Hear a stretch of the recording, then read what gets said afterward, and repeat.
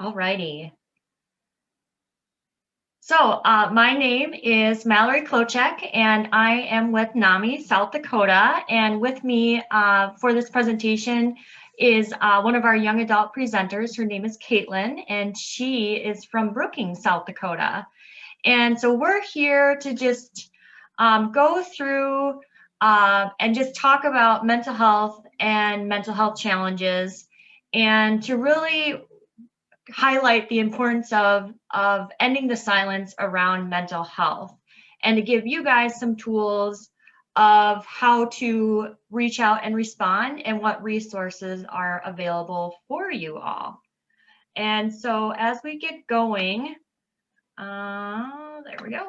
I know a lot of us have done quite a bit of training on and off throughout the years on talking about mental health, things to look for, certain behaviors that some of our young people are experiencing.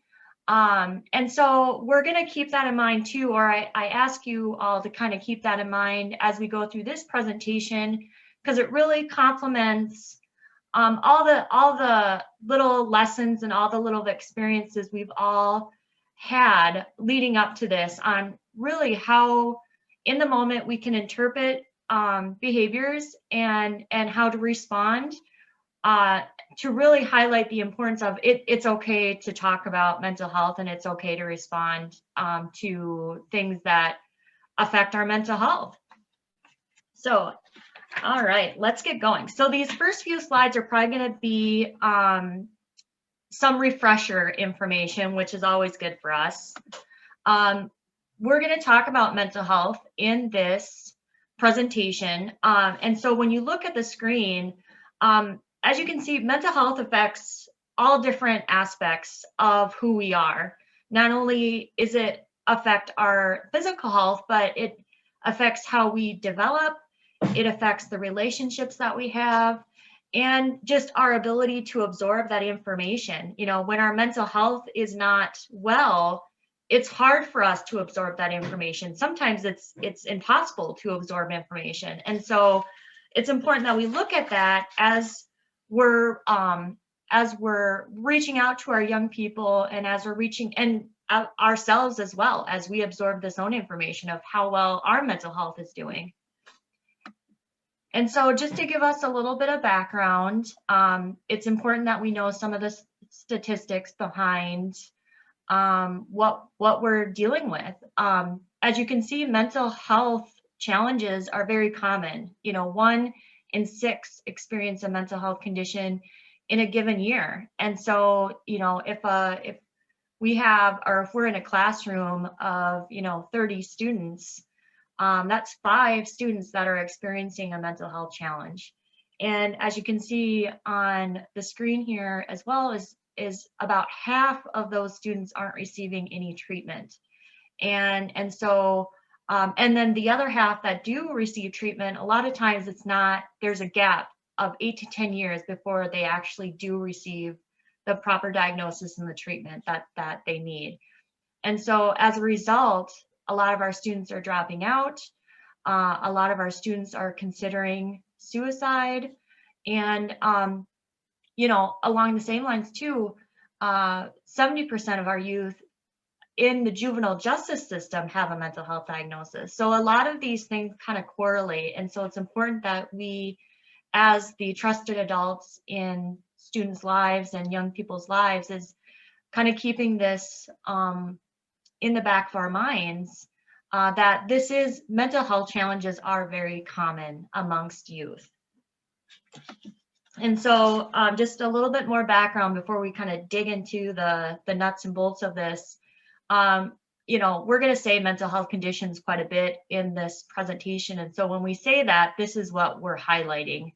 We're not going to concentrate too much on the diagnoses of mental health conditions, because our job as, just trusted adults is not so much diagnosing our young people, but just more of connecting and empathizing.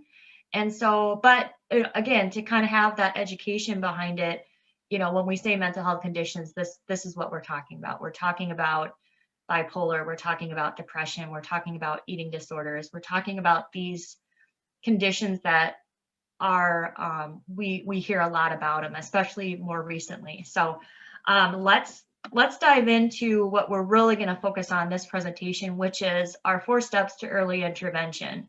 So it involves knowing the warning signs. So again, that education piece of like knowing what we're talking about, knowing what we're seeing is a warning sign, and because it's so easy to kind of like rationalize things that we all experience at times. And then after we kind of dive into that education piece, we'll look at, well, how do we respond to this? How do we reach out and be helpful to these people? And then we'll look at, how do we work together? How do we work with families? How do we communicate with students and families? And then again, a bunch of resources and support that we have available for all community members. Okay, so warning signs. What do we mean by this? So in the there's a handout we provided for you guys for this session, and there is a list of warning signs on that handout, which you can refer to while we kind of talk about this specific slide. But when you look at warning signs, the thing that kind of stands out to me anyway is that we all experience these things, right? Because we all experience mental health. And so we all experience sadness. We all experience feeling withdrawal from, if we're just feeling insecure about something, or we're just feeling super anxious, sometimes we can withdraw from, activities. But the important thing to really look at when we see these kind of warning signs or these symptoms or behaviors from our young people is we look at the intensity of it, the duration of it, and the level of distress from it. So if I'm feeling sad, but I'm feeling sad as a result of breaking up with, having a serious relationship, and then we're broken up. It's okay to feel sad, right? And knowing that with a young person, knowing like, oh yeah, they were a couple and now they're not, I'm going to see some sadness from these individuals. That's a normal reaction, right? However, the intensity is it, where now you're hearing from the parents, or now you're hearing from friends that, that it's intensifying. And not only is it intensifying, but now you're noticing it's lasting for weeks and months. And now it's impairing how they're interacting with their peers. Maybe they're not doing their homework. It's starting to affect other areas of their life. And you're noticing this as just a trusted adult in this person's life. Maybe as a teacher, or just as a just someone that they are able to open up to, that you take these into consideration when looking at the whole of the person. And our guide is like, if it's lasting more than 2 weeks, if this person that you're kind of noticing some differences, and it's not getting any better, for one, and it's lasting weeks, more than 2 weeks, that's a warning sign. Doesn't mean that they have a mental health challenge. That's not our job to diagnose, but it's a warning sign. And so it needs to be taken into consideration as we go through the rest of this kind of intervention process, right? And so again, like some more of these kind of warning signs, and I'll use myself for example too. Like when I was in high school, what I was exhibiting at school was completely different than what I was exhibiting at home. And so that's what, when we go into the communication piece of it, super important, because, maybe at school, we're completely disorganized and, just really responding very emotional to like the up and downs of our grades, or maybe we're missing class, frequently. But at home, we're isolating, or we're having some trouble sleeping, but we are able to kind of be able to kind of maintain certain aspects of what people view us anyway. And so for me, it was at school, I had a lot of like perfectionism. I was showing a lot of perfectionism, and I was getting emotional over grades. But at home, I was isolating. I would make up stories to my family all the time, always lying. And so what two groups were seeing were completely different than the other group. And so it's important to kind of keep that in mind too as we're communicating, because maybe, if we bring up to the parents, or we bring up to that person's caretaker, like, this is what we're seeing, and they're just like, that's not what we're seeing, that can happen, and just kind of ask more questions of like, well, what are you seeing at home, and we can dive into more of that dialogue. And so it's important to kind of keep these warning signs at the back of our minds, and to be able to, when we do start communicating, to ask those questions, and that's okay. And going into how do we do that. So for this kind of activity, I encourage you guys to just take a few minutes, whether it's right now or after this presentation, is to kind of do some, maybe like a writing prompt, and really look at these questions, and spend a few minutes writing your responses of what warning signs have you seen in the classroom, and what steps have you taken to address these warning signs. Was it successful? Was it something that you wanted to change or need to change? And I think the important piece too, as we kind of like think about this and reflect on these questions, is how am I viewing this? Am I viewing this from this kind of framework of like, what's wrong with you? Because that's what we're really trying to change here. It's not about kind of asking that question, especially to our young person, of like, what's wrong with you, but instead reframe it, and frame it more as what's happening. What has happened recently, and really kind of diving into that kind of just framework when we're looking at these warning signs. We're seeing these warning signs in some of the young people that were around, of like, okay, what's going on, what's happening, instead of like this punitive kind of approach of like, something's clearly wrong with you, because how we speak about this, how our language really is a contributing factor in why people don't want to disclose what's going on, and why we keep these things silent, because of that fear, and because of that just uncomfortableness that we all kind of have in the back of our minds. And that's what we need to squash. And so I encourage you guys, as you take this time, or after this presentation, take the time to kind of reflect on this, of if it wasn't successful, if the steps that you've been taking was not successful, is the change that needs to happen maybe just the language that we're using, and really trying to promote that different culture of how we view mental health. And so doesn't happen overnight. It's this is why we do these presentations as well, is to really kind of look at, okay, how am I reacting to this, and what can I do different, or what can I do better?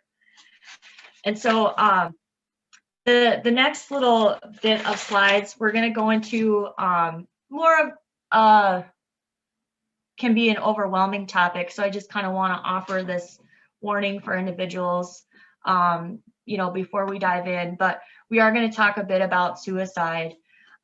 This can be just overwhelming for a lot of us, especially if you've experienced a recent suicide, whether it's in your school or just in your community, because it does affect all of us. And so to kind of gear up this conversation, we do want to just highlight some important statistics that are out there, because we need to remember that this happens in every community, and how we can better educate ourselves is to remind ourselves that this does happen, and we want to change that. And so, as you can see, this is the second leading cause of death for our young people. This is a nationwide statistic, but it is also correct in our state of South Dakota. This is the second leading cause of death for our young people. And the stats aren't completely out yet, but there has been an increase over this last year as well. And I don't exactly know how much of a percentage it has increased, but we know that there is an increase. And so it's important that we take this into consideration, because we need to talk about suicide. It's important that we talk about suicide.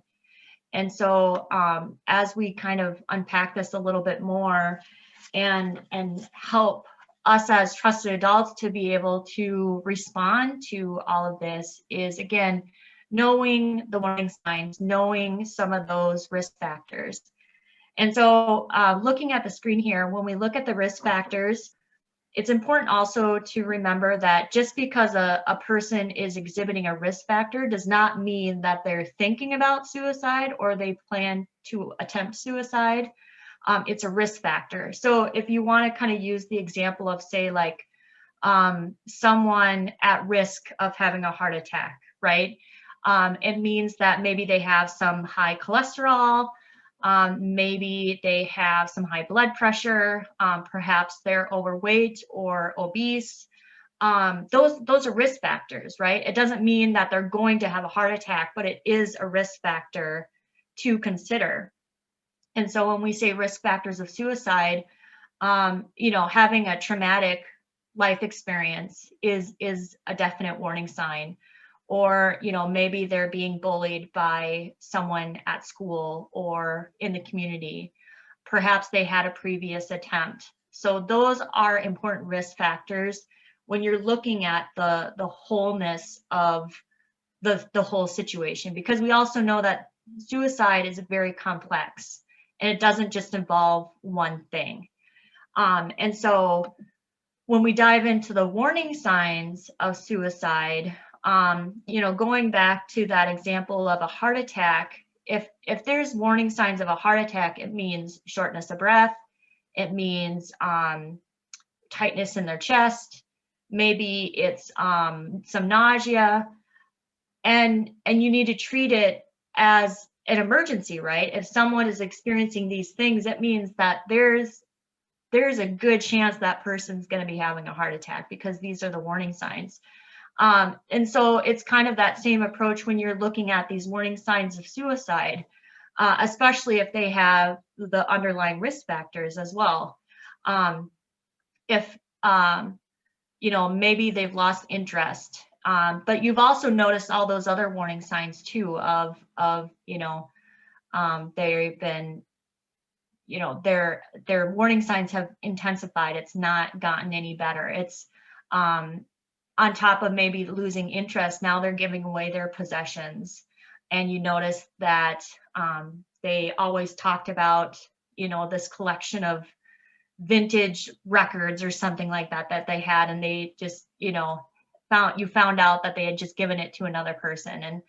And, maybe you've noticed that they're writing or talking about death. And again, it's a consistent thing, and it's not this phase that they're going through.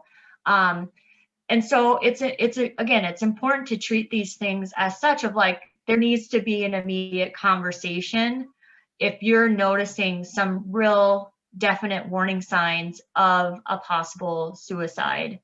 And so that's how we respond, how we go into having these conversations. There is research out there that the bringing up directly, are you thinking about suicide, actually reduces the chances of them attempting or completing suicide. And so it really goes against that myth that we hear all the time that, oh, if I bring up suicide, I'm going to implant in their mind suicide, and they're going to live it out. That's completely false. And actually, there's research now showing that says by us directly bringing it up, are you thinking about suicide? It actually lowers the risk. And so it's important to, because it is an uncomfortable conversation. It's extremely uncomfortable, but at the same time,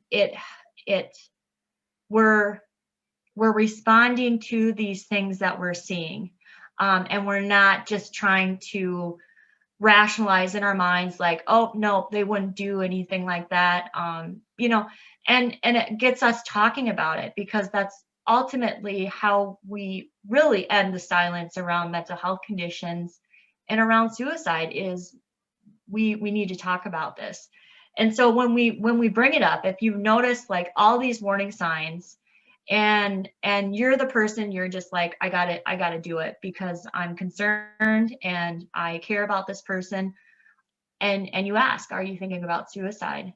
And they respond, yes, I am considering suicide, or no, I haven't, I haven't thought about suicide. That's how, that directs us on how we need to respond further. And I don't know if any of you guys have taken any other trainings like mental health first aid or youth mental health first aid, but that's a great kind of training to also take too, in really using this as, again, we're not the doctors, right? We're the first responders to this. And so it's important that we do the follow-up stuff of just like, okay, are you thinking, if you're thinking about suicide, do you have a plan in place? And maybe they do and maybe they don't. And so that those kind of questions, those follow-up questions really help us to gauge like, okay, for one, we do not leave this person alone, and we follow up with, whether it's the school counselor, a social worker, the family, someone to help take this child to that next level of care, which is to a mental health professional. And so we still have this role in making sure that this person is getting to the care that they need, because they are seriously considering suicide, because of the conversations you've been having with them. Like, yes, this person, I am concerned, and I want them to, I want to do what I need to do to make sure that I am giving them to that next person that can handle this level of care. And I think it's also important to consider too of like how we talk about suicide. And we'll kind of dive into this too in some of the other slides. But if we're really talking derogatory about suicide, the chances of that person opening up to you starts going down. When we say, things like committed suicide, or, you know, that test was so hard, I thought I was going to kill myself. Those are very derogatory phrases in how we talk about suicide. And so it's important that we take that step back and really look at the language that we're using. Instead of saying committed suicide, we say, died by suicide. If they attempted suicide or had an unsuccessful suicide, use the phrase attempted suicide. It's important that we use these phrases, because it helps us look at suicide differently, that it's not this decision that someone makes. And there's a lot of, it's more complex than like, yep, I'm making the decision, it's happening. It's more complex than that. And so it's important that when we talk about it, that we give that attitude of just like, this is a complicated thing.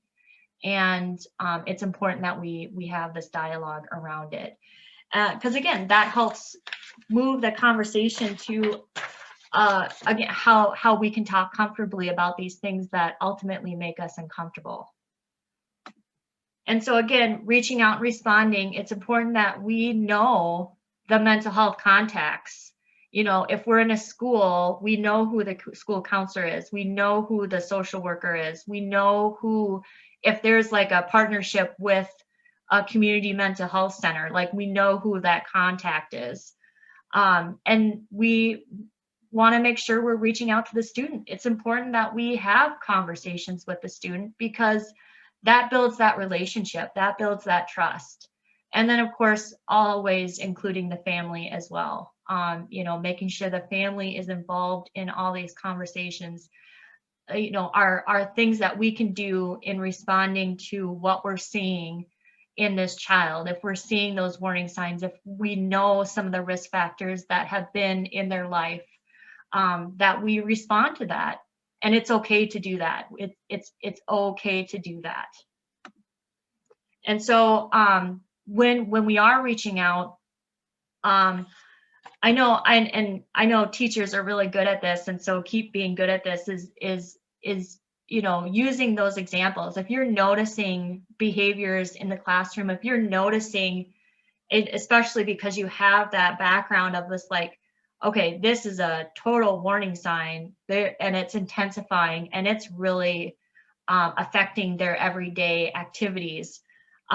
Document those things, write those things down, give specific examples when you're sharing them with the mental health contact, when you're sharing them with the family, and also share your concerns. It's okay to voice, like, I have some real concerns about this child or this young person, and I want to share those concerns with you.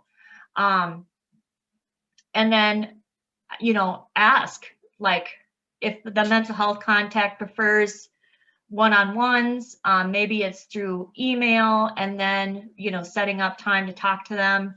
And, you know, ask them, hey, I want to be able to talk to the student too. Maybe they have suggestions as well.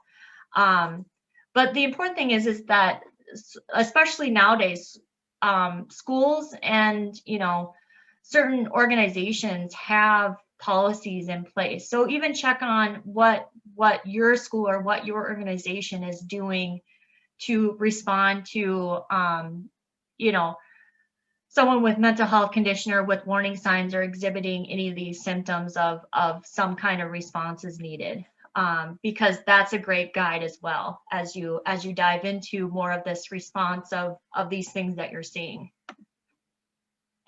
And so we also, again, want to reach out to the student. You know, building that relationship with that student and showing that empathy and having that compassion helps build that relationship, and really showing and using like those I words of, like, I've been noticing this, I am concerned, you know, I care about your well-being, and focusing on, again, using that language of just like, I'm not here to judge, I'm not here to punish, I'm here because I am concerned and I want to help any way that I can, and be an advocate for you. You know, it's when we're using that type of language, as opposed to like, I need you to not fall asleep in class, I need you to get your homework in on time, why aren't you doing this, what's wrong with you, you know, that shuts us down, right? That shuts anybody down, you know. And so when we can reframe it, and we can use more person first language, and we can use more concrete examples, and using those I statements of, and even before that, just modeling wellness ourselves, right? When we can highlight to the young people that we're surrounded with, like, you know what, I'm having a bad day today too, I didn't get enough sleep last night, you know, I feel tired, you know, I've had a lot of stress going on, and, you know, I want you guys to know that, because if I do need a few minutes to just do some breathing, that's what I'm doing, you know. That goes a long way when kids start seeing that the adults in their life also have bad mental health days, that helps them have ideas of how to cope and how to build those coping skills too. But especially in, directly tied to this, it's important that we use language that's not derogatory, and it's not stigmatizing, and it's comes from a genuine compassion and caring for that person. And so again, we want to reach out to the families as well. So it's reaching out to that mental health person, reaching out to that student, and it's reaching out to the families. And so along the same lines, is we're not blaming them, right? And so when we're using the language that we're using, that we're being mindful of how we're describing what you're concerned about, and not blaming that it's, there must be something wrong at home, so you need to fix it. That's the wrong approach to when responding to families. And listen to what they have to say, because again, maybe what they're seeing at home is completely different than what you're seeing when you're around them. And so having those active listening skills and being able to kind of get a better frame of like, okay, what is going on, and how can we work together, and how can we communicate effectively with each other for the good of that young person. And acknowledge the frustrations, acknowledge like, yeah, it's hard because they're being disruptive, and it disrupts the rest of the class, and then they go home and they're disruptive at home, and that's a frustrating thing to try to deal with when you have all this other stuff happening. Acknowledge those frustrations. That's okay. It's okay to feel those things. And then it's a matter of like, how do we respond appropriately to these things? And so getting into that step 3 approach of the intervention is again, working with families and students together. How can we, now that we're responding and we're getting this kicked off, how do we keep working together? How do we build this kind of partnership with all the groups to be able to keep this conversation going and keep the wellness of the young person at the core of it?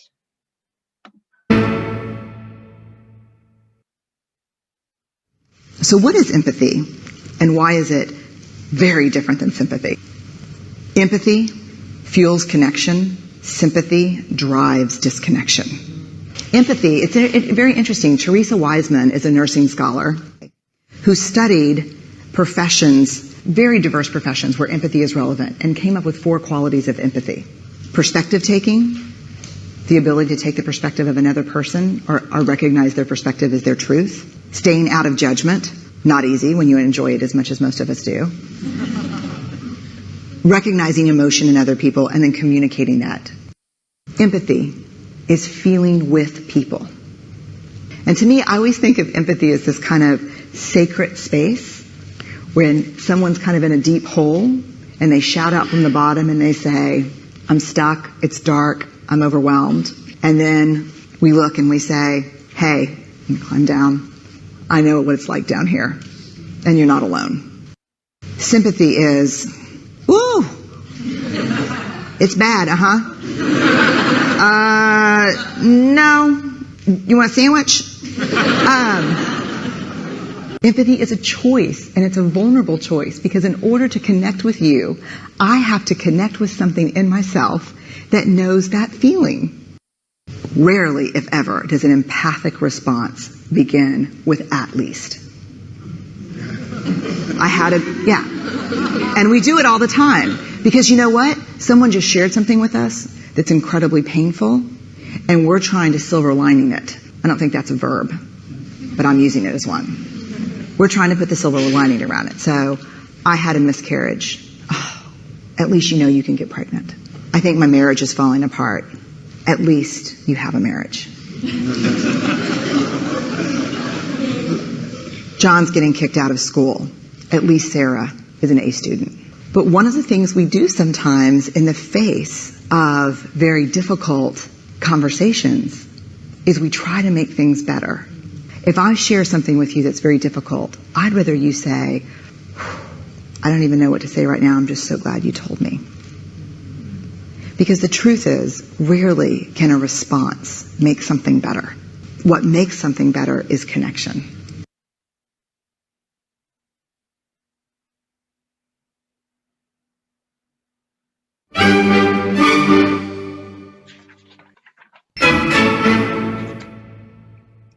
So that's a great video by Brene Brown in really describing empathy and how we can use empathy and build that connection with the people in our lives, and specifically for this, the young people in our lives, how we can make that connection through you know, recognizing something in ourselves that matches or relates to that experience that they're feeling, you know, the feelings that they're exhibiting from whatever experience.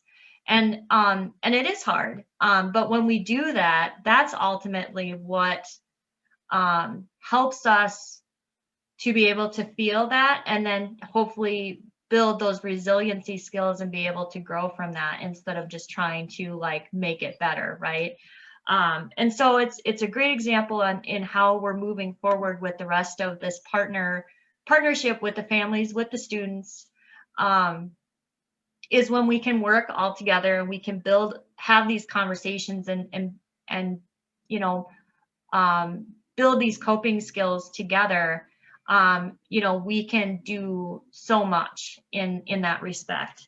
And so you know, it's asking those questions, it's figuring out what is going to work for everybody and how can we sustain this relationship for the good of this young person. And that looks differently for all groups, right? And so and it's just kind of being open to what all that stuff looks like. And it is hard, it's extremely difficult, but when we're able to do it, you know, that's when that child is really able to grow and be able to have that successful life regardless of a mental health condition or not. And so again, you know, partnering, it's about communication, it's about educating ourselves and the people around us. And you know, what form of communication works best? You know, is it you know, through email? Is it through texting? Is it just old-fashioned phone calls? You know, it's involving the groups of people that child is most comfortable with and has that relationship with. So maybe it is, you know, the lunch lady, you know, maybe it is you know, the school counselor, you know, maybe it is you know, that favorite teacher, or you know, maybe it is just this, you know, social worker that comes in every so often. Regardless, it's involve those people that are most closest to that young person and continue cultivating that. Make sure we're all communicating, you know, whether it's all the staff or you know, just the main mental health, the mental health contact, and you know, the family, and you know, a couple of other people, whoever is involved, that there is that regular communication between all those parties. And then always educating. You know, training's fantastic. And finding that training that has that fidelity to it, where there is some more follow-up of just like, here's some of the conversations I'm having, or some of the you know, the experiences that I'm having in the classroom. How can I continue this communication? How, you know, how can I best accommodate and bring this into my classroom? Educating of what's out there to kind of help guide you with that is huge, you know, whether it's improving your communication or just you know, finding those opportunities to build that culture in your classroom. All of that ultimately helps in the bigger picture of ending the silence around mental health and mental health conditions. And then, you know, building our resiliency.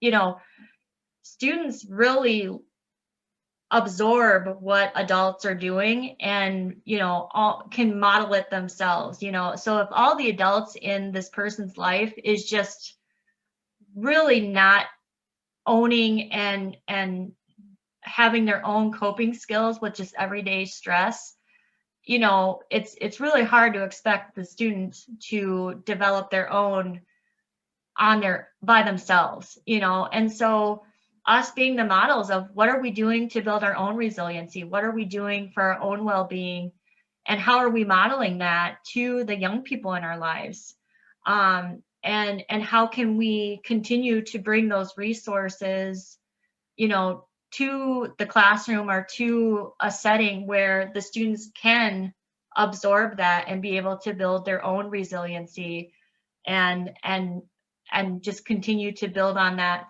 for, future years. Showing interest, if you're noticing one of your young people is really good at art, show interest in that and give them that opportunity to be like, hey, instead of writing this week, how about you draw something that answers this question for us, give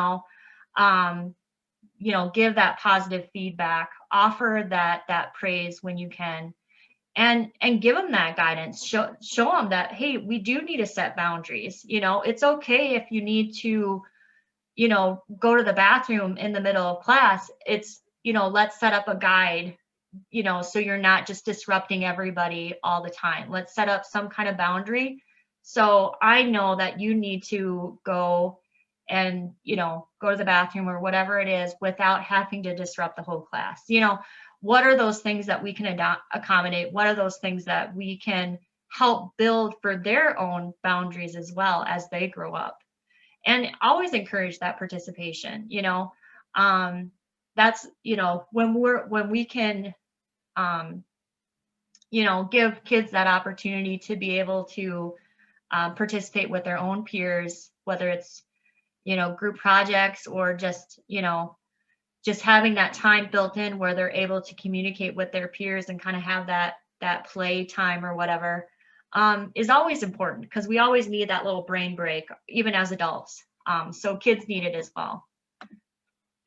So we're not going to do this, but I encourage you guys after this session is to, there is an example in that handout that we'll give to you. And I encourage you guys to read that example and maybe answer these questions of like, how would you approach this specific scenario? Who would you involve and what outcomes would you want to achieve? All right, so let's dive into some resources here before I give it over to my friend Caitlin.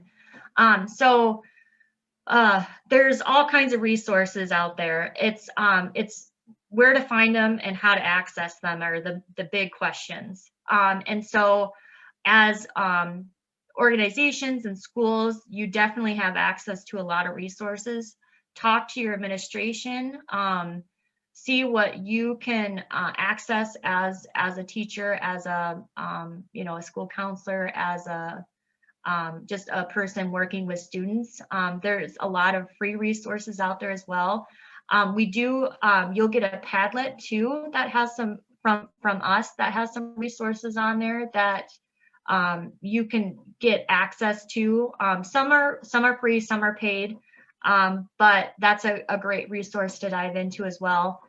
And then NAMI is a fantastic resource. You can always jump on the website nami.org, and there's just, especially if you want to dive into more of like the diagnoses, lots of information on that. And 211 is a fantastic resource in our state as well. They have like a whole library to access for you in how to find those resources that for something specific that you need. So it's important that we normalize conversations, and it's okay to ask for help. For NAMI, we do have a couple of presentations related to this. We have one for students, which is for middle school and high school students, where we talk about warning signs and how to talk to your friends about mental health. And then we have the same type of presentation for families as well. So it's a similar content that you heard in this one, but it's geared towards the families. And then, of course, we have NAMI Basics on Demand. We also have a NAMI Basics for Professionals, which is a great training opportunity for folks in that professional field that just want, to, again, do some refresher. It's a great complement to other trainings that that you've been a part of, you know, through ACEs and mental health first aid, and I mean all those trainings that our state provides. NAMI Basics for Professionals is a great complement to those. And also we have a NAMI Basics for Family too. So if you come across any family members that just want to learn more about how to support their school-age child, it's a great program as well for them. And it's all free. Nothing costs anything for families or professionals. And so thank you so much for listening to me. I am going to turn it over to my friend Caitlin, and she's going to share a little bit of her story with you guys. All right, thank you, Mallory. So my name is Caitlin. I'm a nursing major from South Dakota State University. I'll be going into my last year in the coming fall. I'm originally from Casson, Minnesota, which is kind of by Rochester. And my family consists of my mom, dad, dog, and my 2 younger siblings who are both taller than me. I have a really big passion for music and for writing, which I try to cultivate every day if I can. And another big passion of mine is helping people, which is why I'm in nursing and why I'm doing this presentation today. So the beginning of my mental health symptoms started around 5th grade.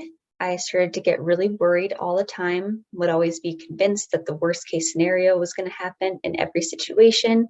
I felt panicky at random intervals, and these symptoms slowly got worse as time went by, getting its worst during my senior year. During my senior year of high school, I started developing intrusive thoughts along with these anxious symptoms. The thoughts would pop up with the anxiety, and they made me feel really uncomfortable and scared.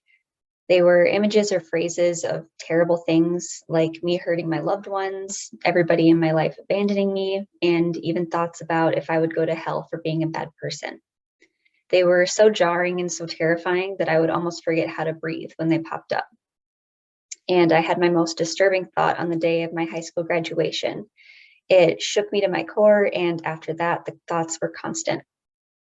And I tried everything to make the thoughts go away. I would close my eyes and shake my head like an Etch-a-Sketch. I would pick the thoughts apart to try and figure out what they meant, if they meant anything. And at one point, I even started snapping my wrist with a ponytail every time a thought popped up. By noon that day, my whole arm was red.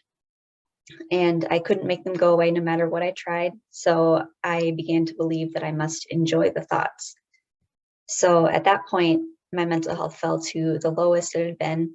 I started to dread waking up every morning. I isolated myself from family and friends, and I was constantly asking my boyfriend for reassurance that I was a good person. He was the only person who knew what was going on, and I didn't tell anybody else because I was afraid of being involuntarily sent to a mental health facility if anyone knew what was going on. So I just pretended that everything was normal. In my heart, I knew that if they caused me pain, then I must not actually want the thoughts. But my brain couldn't understand that. I never felt more alone, and I didn't think that anything would be the same again. By the time August 2018 came around, I wasn't hiding my symptoms as well anymore, and my family urged me to get help. And right before I went off to college, I was diagnosed with obsessive compulsive disorder and generalized anxiety disorder. When I heard the symptoms for OCD, everything made sense. Distressing unwanted thoughts, reassurance seeking, constant doubt. It was a complete relief to know that the thoughts and the anxiety was not my fault, and they were not caused by anything that I did. I always had a hunch that I had anxiety, but I never knew that I had OCD too because of the misconceptions that the illness carries. After getting a diagnosis, I decided to get a little extra help, and I sought out counseling on my college campus and built a support network with my friends, family, boyfriend, and counselor. After starting counseling, I realized just how severe my disorder was and started coming to terms with the fact that I would be dealing with it for a very long time. I was lucky enough to find a counselor who matched well with me on my very first try, and she allows me to advocate for my own recovery during our meetings. Some things that I found to be helpful for myself include scheduling out time in a busy day to do something fun to relax, accepting that I won't have all the answers to my anxious questions, incorporating my faith life into my recovery, and being more open about my disorders, whether it be to family and friends or to the general public. I also started diving into my passions more, including my writing. I wrote more poetry, journals, and I even had a book idea that I'm still working on today. I never would have had the idea for my book if not for my experiences. And writing really helps me by allowing me to put the pain that I've experienced into words to hopefully help somebody else. I also recently started medication, and that has been really helpful with suppressing the anxiety and helping myself get through the day when it's very anxious. So the definition of success for me has kind of changed as I progressed in counseling and recovery. My definition of success used to be that I would just get through one day without crying or successfully completing one task from counseling. And now my definition is being able to manage my symptoms in a healthy way and use my experiences to help others, whether that be through my writing, through my nursing clinicals, or through this presentation. I definitely consider this presentation to be a success because I didn't think I'd ever be able to talk about it in any capacity when I was at my worst. And I wish someone had told me that it is okay to talk about it. To wrap up, I've learned that my conditions do not define me, but they have shaped me. And I still have bad days, but they don't scare me anymore because I have the tools that I need to cope with them. I'm very proud of the progress that I've made, and I know that my mental illnesses did not break me. They only made me stronger. Thank you. Excellent. Thank you so much, Caitlin, for sharing your story with us. And just before we wrap up, I just wanted to ask you maybe a couple of questions for the people listening. And so, because you mentioned that it started fairly young for you, around 5th grade, and it just kind of continued to intensify, and then really kind of that senior year of high school really just kind of came out more. If, and this is kind of hypothetical, but if you would have been able to make that connection or just kind of have some more understanding of just what was going on and just being more encouraged about talking about mental health, would you have been able to maybe gotten that help sooner rather than later, do you feel like? Definitely. I think that because I didn't know a lot about it, I felt more alone. And if I had had the information and the resources, then I would have been able to get help sooner. And it would have been, I think, a lot better for me very soon, sooner than it was. Mm-hmm. And then you mentioned just like some of the counseling and just like therapy, and I think there's a lot of just I know for myself too, just like this fear of like, oh, I don't know what to expect with this, and can you kind of just describe just for people that are just unaware of how counseling works and how therapy works, of your experience of how it was helpful in giving you tools and kind of ways to cope? Yeah, it was kind of scary at first because I didn't know what to expect. But in my experience, I often just talked about the things that I was feeling or some coping mechanisms I had. And if they were harmful in any way, we would adjust them so that they were helpful, or would try to look at the feelings or possible triggers behind certain anxious moments. And I've heard it described as basically untangling everything in your mind and helping you figure out why you're feeling a certain way and how to help you feel better. Excellent. Mine was unjumble. That's what we use. It's like it's untangled, like this unjumbling of the things that just enter our minds all the time. Mm-hmm. So, awesome. Well, thank you again, Caitlin, for coming on and sharing a piece of your story with all of us. And thank you, everybody, for being a part of this session. And if you have any more questions, or if you're interested in any more presentations that we at NAMI South Dakota do, you are always welcome to reach out to us. through our website, namisouthDakota.org.